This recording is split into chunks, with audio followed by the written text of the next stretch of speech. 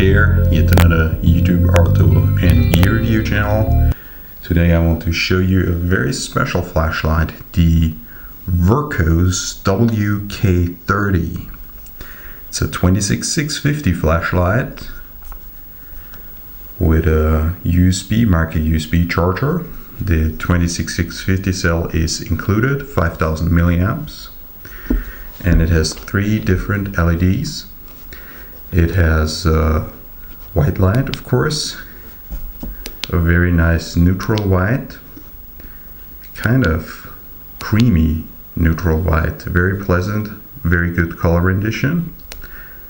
Then we have a red LED up to 200 lumens, so that's very, very bright for red LED. Then we have an ultraviolet LED. Click 3 times. Very bright ultraviolet light in 395 nanometers. 365 nanometers would be better to detect certain safety aspects, for example on money or other traces, but 395, especially in this brightness, is good too. So this is a very fine flashlight. I have tested it very hard today. Usually you should not go into the water too much with flashlights that have a side switch and a USB charging port. This USB charging port, however, has an excellent rubber seal. There's nothing flimsy about that. You can immediately tell it seals 100%. It's stuck in there very tightly, so it's actually a very good seal. The side switch, this is actually, as far as the side switch goes, this is a very good side switch. You can easily feel it. It shows you the battery status. It even shows you when you have the ultraviolet LED on. One moment. It switches to blue. This way you know you are in ultraviolet mode, which is a nice aesthetic feature, but also, of course, you should not molest your eyes too much with ultraviolet light. So this is an additional warning, basically. So for the white light, it goes up to 1200 lumens for a few minutes before it steps down to 400 lumens, which is reasonable because the flashlight is very small, very compact. It's a very compact 26650 light. 26650 light. Here is a Convoy S11. Okay, both are operated by 26650s, but the Convoy is way bigger, way heavier.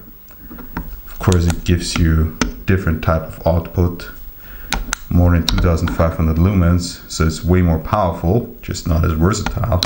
But this would be a full-size single 26650 light, and this is the most compact version of such a light that I've ever seen. Now, the manufacturer of this light is supposed to be Sofern, according to my information. So Wurkkos is the company that designed it or requested it. I don't know about it, but Sofern did the engineering and machining job. 650 cell has more than 5000 milliamps according to some online reviews that I read. It gives a good impression. So this is the cell compared to the actual light.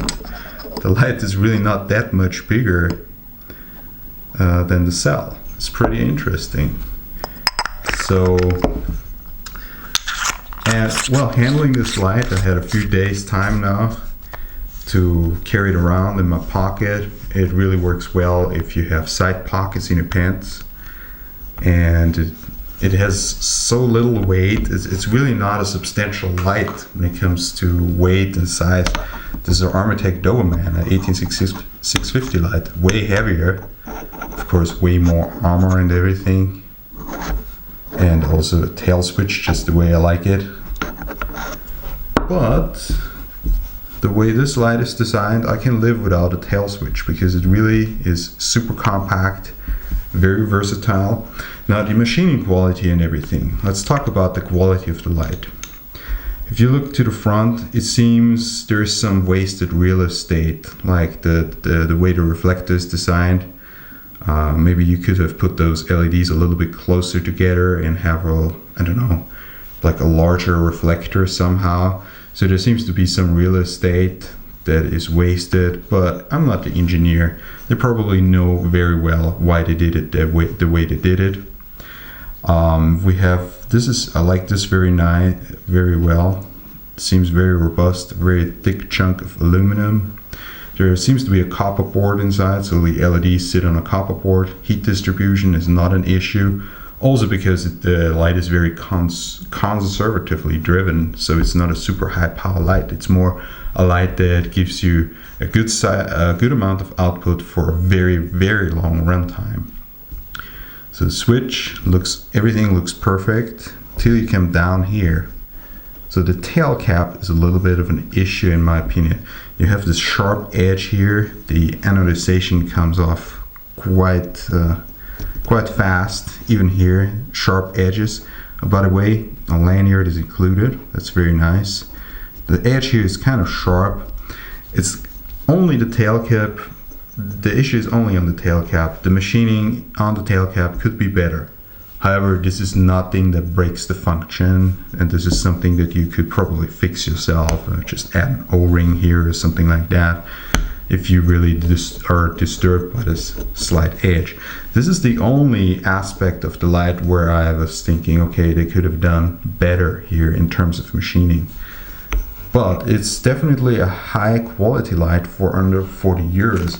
Let's go a little bit through the specs. So also keep enjoying the water footage. I really did hard testing on that light. It's not, I was diving more than 4 meters with this light. It's rated IPX8, 2 hours submersion, 2 meters submersion. I went down 4 and 5 meters, and in this cold water of the Traunsee River, and I was in there for at least 40 minutes with this light being almost constantly submerged. So this held up very well. I'm very pleased. This is exactly how my lights are supposed to perform. Now, as to the specifications, yeah, we have 1200 lumens on the white beam for 5 minutes, then it goes back to 600 lumens for 3 hours. You have a mid mode, 400 lumens for 5.5 hours, low mode 120 lumens for more than 19 hours, so basically a day. It's amazing. You have features like this light eats almost everything in terms of lithium ions, and even 2 CR123A primary cells. So for emergencies, you will find something to feed this light with. This is awesome. Now, what do you have? The weight is 104 grams without the battery. Yeah, aerospace grade aluminum, whatever. Toughened mineral glass, smooth reflector. I can confirm that. Waterproof level, excellent, absolutely excellent. Mode memory, of course, automatic step down. High mode steps down to 600 lumens after 3 minutes of working to prevent overheating. It will constant work on 600 lumens if you do not change mode. We have a thermoelectric separation, copper motherboard basically, and a constant current circuit driver. Yeah, we have all the safety aspects. We have a low voltage warning. I think we also have, if you put in the battery the wrong way, it cannot damage the light. We have a lockout function. We have a eco function. If you do a long press, it comes on in low mode. And if you do a double click, it comes on in red. The user interface is excellent. It's really a superb user interface. So what else do we have? Yeah, the charging works too. It charges up to 4.17 volts and then it cuts off. So all the safety bells and whistles are on board. This is a very modern flashlight. Now, I wholeheartedly suggest you check this light out.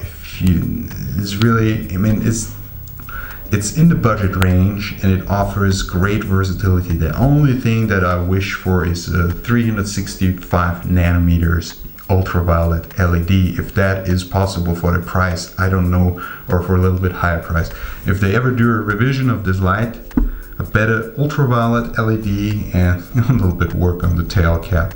Or maybe it's just my sample that has this little imperfection.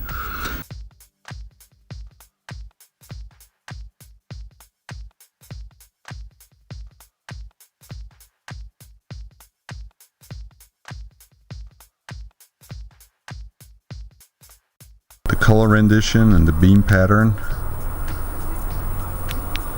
It's kind of like there's a few roses. The light is warmer in reality than it might seem on camera. It's a creamy light. It's very nice. Definitely a perfect light for hiking, experiencing nature. The range on it is, well, it's a bit limited. It's a small reflector, of course, but it's still enough to spot a little bit something in the distance, especially on max power. Now let's try out the red light.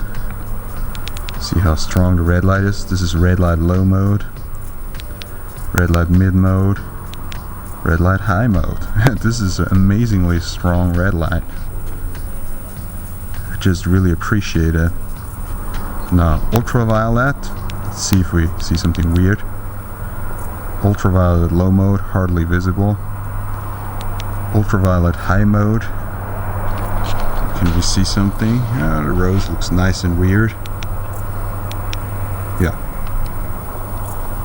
Yeah, this is ultraviolet mode. Comes in handy.